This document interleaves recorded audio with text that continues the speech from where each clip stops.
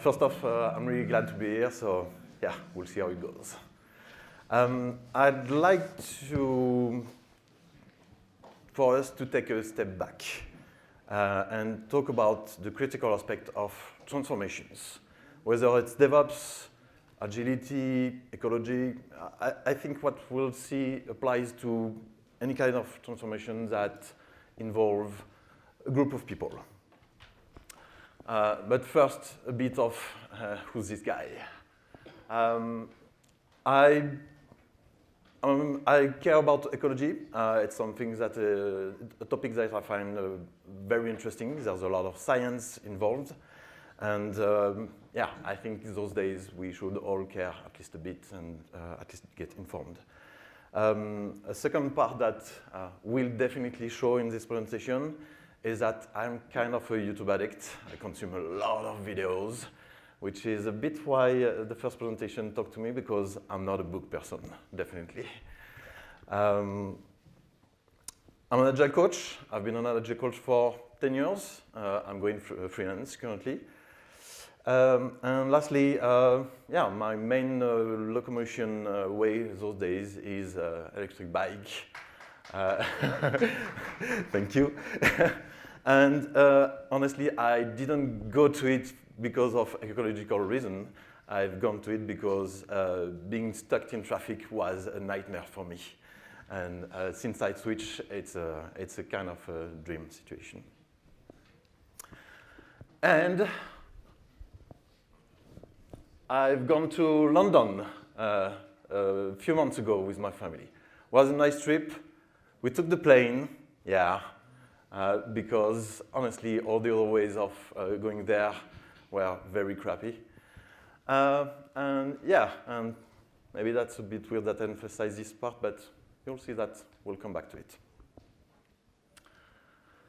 Okay, so we'll take DevOps, agility, and ecology as example of going through what is important in a transformation. So DevOps, I'm not an expert. So from what I understand, it's about installing the right tools and automating real system, right? It's that simple.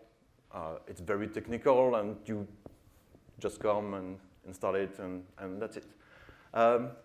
For agility, I'd say it's even simpler. Everyone knows that it's about Scrum events, mainly the daily, a bit of retrospective planning, those kind of stuff.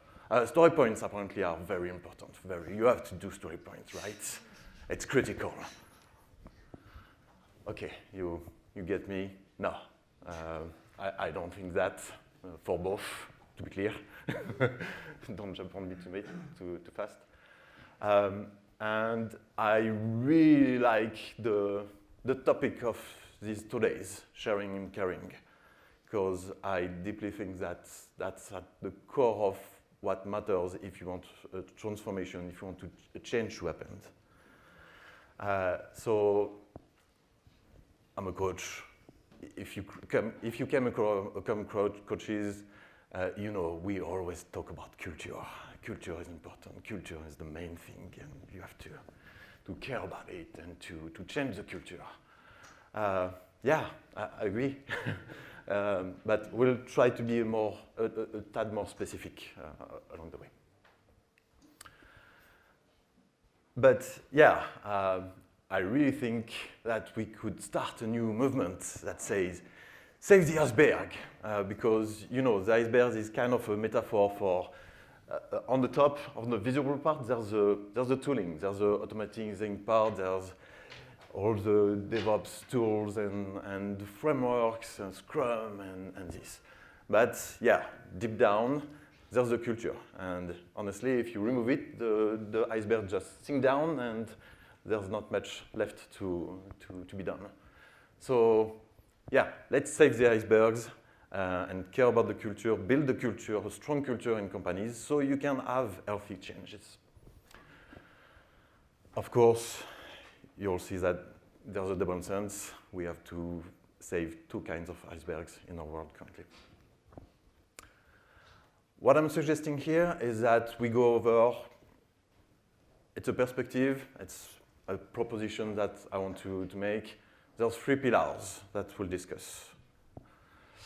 And the first one, as I said, I like to get inspired by videos and movies and pop culture and those kind of things. The Horse You're Still, it's a movie with Keanu Reeves. He's an extraterrestrial, he's an alien, and he's coming to see if humans are okay or not. You've seen it? By raise of hand? Yeah, okay, right, good. Honestly, it's not a strong movie. It's a unplug your brain movie, okay? Yeah. But toward the end, there are some things that I really like with those 3 sentences that in a scene that they go over. Keanu Reeves is the alien and is about to kill the world. And they come to see this old guy that is a scientific philosopher and all that. And Keanu says, your problem is not technology. The problem is that you lack the will to change. And then they discuss a bit, and they exchange those 2 next sentences. We had to evolve in order to survive. And it's only at the brink that people find the will to change. Only at the precipice do we evolve. And I think that's very important. Evolution made us so we don't change for nothing. It's costly to change. So we have to have a strong reason, and we need to be aligned in the group of people that has to evolve in what is the reason why we are doing it.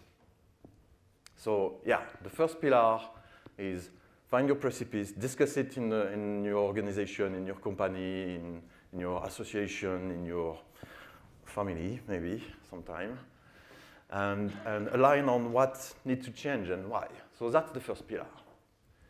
Second is inspired by a video that Veritasium released a few months ago. I'm not even asking. I'm pretty sure a good number of you know this channel. It's a very good channel. If you don't know it, please go see it. And he released a video about simulations, and a scientific person started an experiment. The premise is very simple. You have 2 persons that will play against each other, and they either decide to share a gain or to try to steal from the other. They only have 2 choices. And from this situation, you see that there's 2 people having to have 2 choices, so there's only 4 combinations that can occur. And you either share, or one steal and the other try to share but lose everything, or they both try to steal and they all lose. So this scientific person contacted 100 colleagues of him and asked them to give him algorithm that would basically decide what to do, if they had to share or if they had to steal. And they would not do it just once. They would play against the same player for 100 times or 200 times. So now there's a bit of investment there's a relationship building. It's not just, hey, do you steal or do you share and bye-bye after that. No, it's like, do you steal or share, but then we'll continue playing. So suddenly you have an incentive to maybe being collaborative, because if you both share, you lose everything. And those kind of situations, it might seem odd to want to test that, but we are coming across those situations all day long, all the time, really. And for example, it all works also at scale. For companies, one company might think only of its cost and about selling a lot of items cheaply to beat other companies. And some companies might think that it's better to invest and to protect the planet, to care about the environment, but it's a higher cost of living. And so, yeah, there's really two situations. Another very simple one is that when you have a successful DevOps transformation, do you decide to say, hey, my team of 3 players, we did it all, and that's the success is because of us? Or do you say, hey, no, that was a very collaborative effort, and thanks to everybody in the company to play the game? So they did that, playing against each other and running those simulations. And what's kind of nice is that the color code here is the green ones are algorithms that play nice, algorithms that want to collaborate. The red one are algorithms that are trying to trick the other algorithm and trying to steal a bit more, because obviously, I didn't say, but when they steal, they get a bit more than when they share. Not as much as the total if they both share, but a bit more. And yeah, overall, playing with different algorithms, the ones that gain the most are the ones that play nice. And actually, there's 3 other properties of being successful at this game. First is being collaborative, being nice. Second is being forgiving. And again, I encourage you to go and check this video, because there's a lot of details that I don't have the time to go over. But being forgiving is important, because I might misclick the share of the steal button, and if after that you don't forgive me ever for having stealing from you, that was just a mistake, and I was, yeah. Third one is being retaliatory, meaning if you keep stealing from me, yeah, well, I won't play nice anymore. And I will show you that it will be better for you to understand that it's good to share. And fourth one was a bit of more of a, oh yeah, and it can seem obvious, but it was not that much to me at first, is to be clear, to be easy to understand. My strategy are being nice, forgiving, and arbitrary has to be easy to understand from others, so they can try to check with me and maybe try to trick me at first, but they will soon understand and see that, yeah, well, it won't work, and they should collaborate much more. And that's kind of where we talk about the culture. It's where it gets very important. It's about creating this core of people that will collaborate more between them, and because of that, they will gain more value. And if the right culture, if the right ecosystem is in place, we should promote those people. We should thank them, and suddenly the person around them are coming into consciousness and say, yeah, maybe we could change as well and benefit from this environment that pushes us to be more collaborative. So that's where management, for example, is very important to make the right decision to boost that. And suddenly, if you are in dream world and everything is perfect, everybody in your company understands more and more that collaboration is a condition to be successful. And as an example, in nature, there's a lot of this, and even across species. So sharks have pilot fish. There's here it doesn't show that well, but there's birds grabbing small insects from the mammifer, from this kind of animal. And yeah, it shows everywhere. So it's like, do you prefer to be in a company that is above and with big pictures, where it's collaborative and nice environment, and we try to collaborate and to build things together? Or do you want to be alone in this company, and at the end you change and you say, okay, if everyone is trying to steal, I'll be stealing too. So that's kind of why culture is critical. As an example, it's not just a a dream or something that would be perfect and all that. And it works at scale. iFixit is a company that promotes repairing stuff much more than consuming. And the nice thing about iFixit is that they want to collaborate with other companies, but only if they fit their value, only if they want, also if they make an effort to make repairable stuff. So yeah, it's promoting right to repair, it's good for the planet, it's good for your money too, so that's nice. And there's other example of companies that are really trying to make an effort too. And then there's big companies that we all know, Google, Apple, Microsoft. They're kind of trying because for marketing reasons mostly, I guess. That's my guess, only my guess. But at least it's kind of this good culture that is beginning to take in the world. And well, they do something. It's better than nothing, and giving their size, something is already a big part. That was the second pillar. Third is that change doesn't happen overnight. And again, a super known channel, Smarter Every Day, the same. If you don't know it, go check. It's a very good channel about science and all things. And often from afar, we are like, yeah, change is easy. You just change your tool, you make containers now.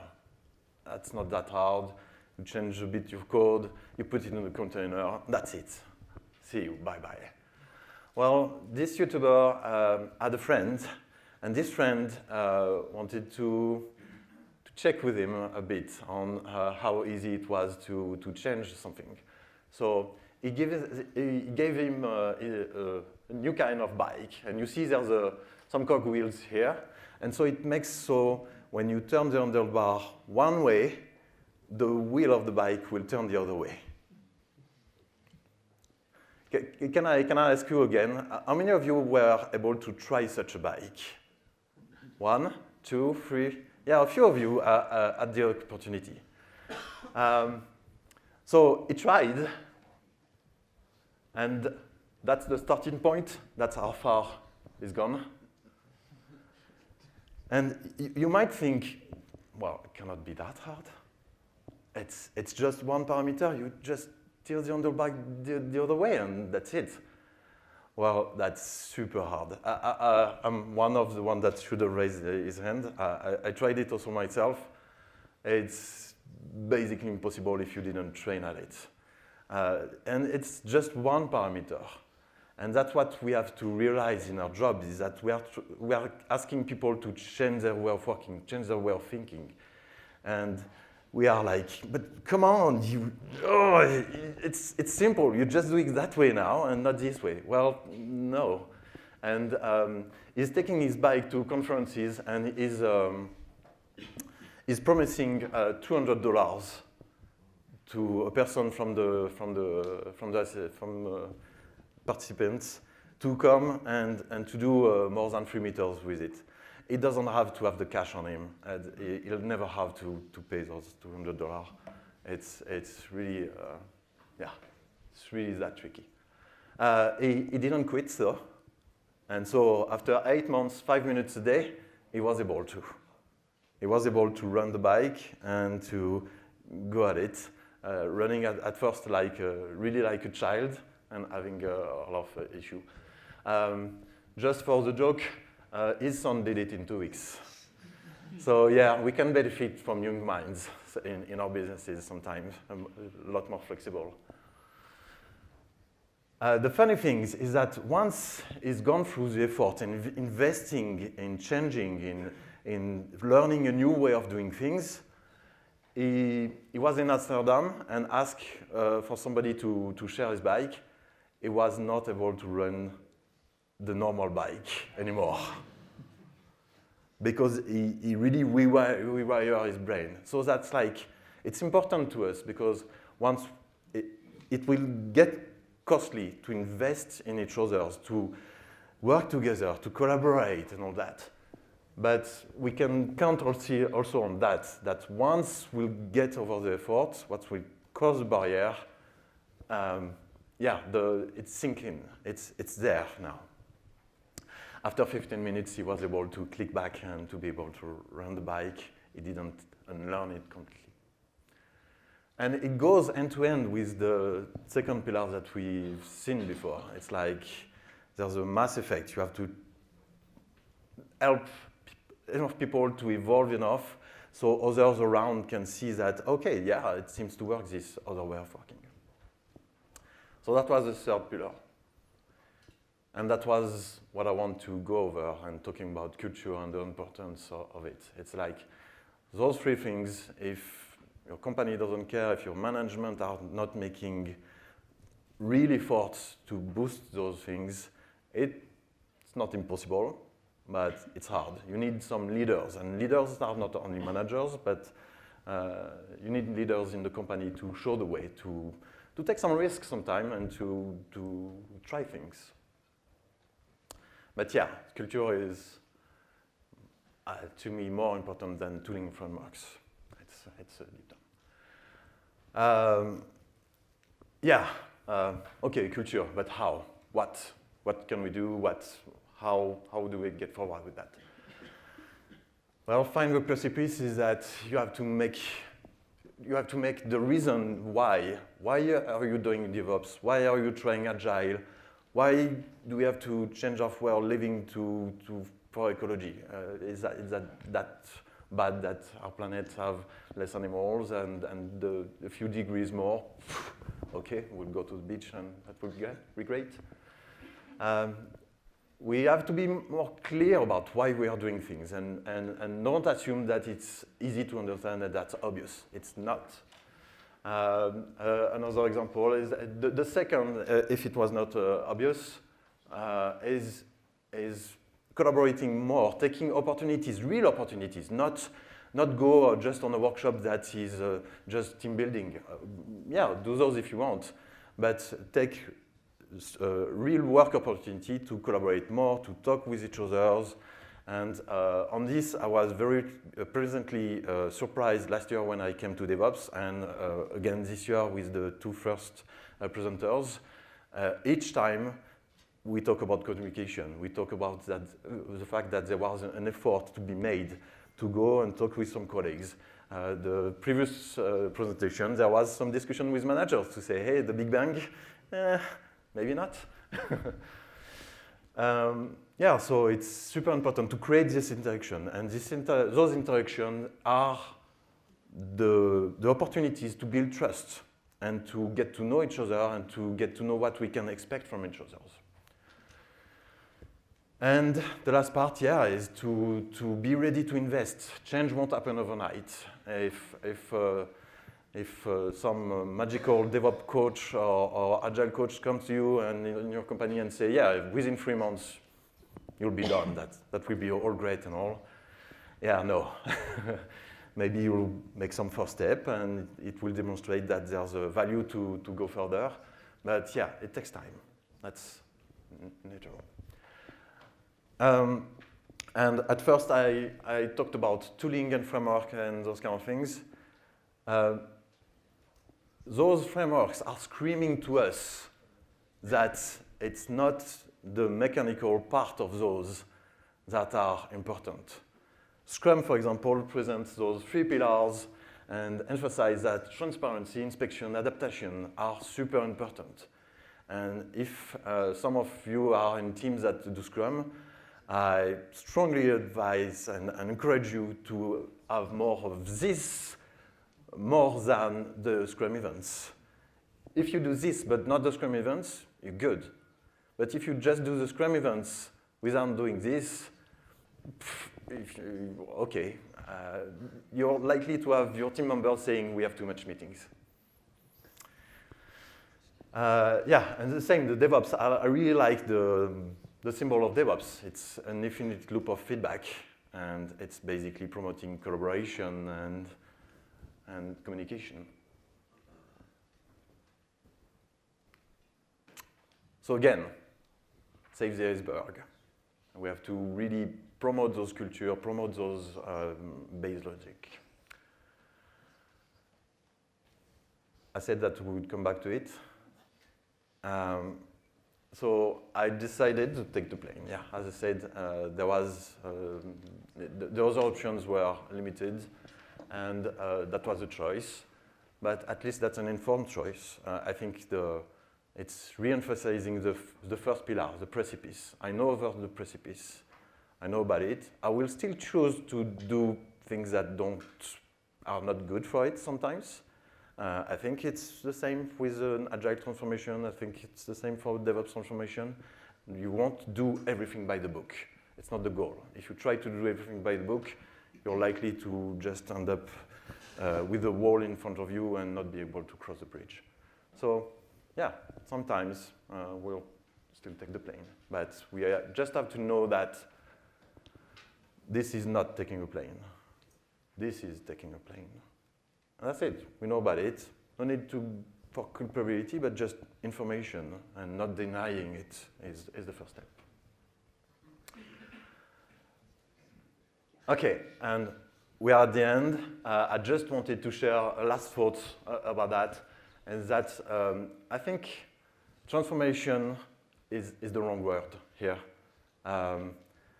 Transformation has a beginning and it has an end, and I didn't hear a lot of companies saying, "Oh, DevOps, yeah, we're done, we did it," and companies that said, "Okay, what do you mean by that?"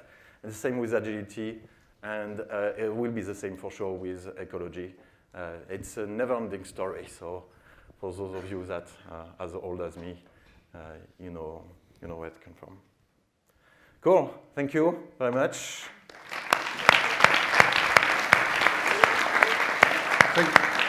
Thank you.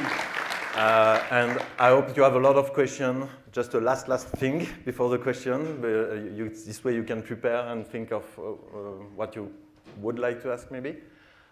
This is my LinkedIn. If you want to connect, I'll be very glad to have a contact with you. And taking advice from Aurélie, I too started a YouTube channel.